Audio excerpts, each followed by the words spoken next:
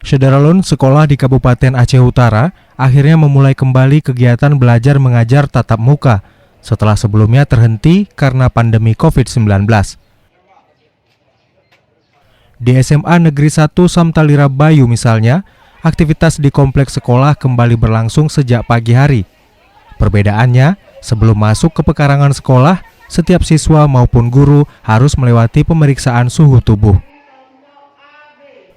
Para guru juga mengarahkan murid-muridnya agar mencuci tangan serta mengenakan masker. Sebagian sekolah memulai hari pertama sekolah dengan bersih-bersih lingkungan serta memberi pengarahan kepada murid terkait protokol kesehatan.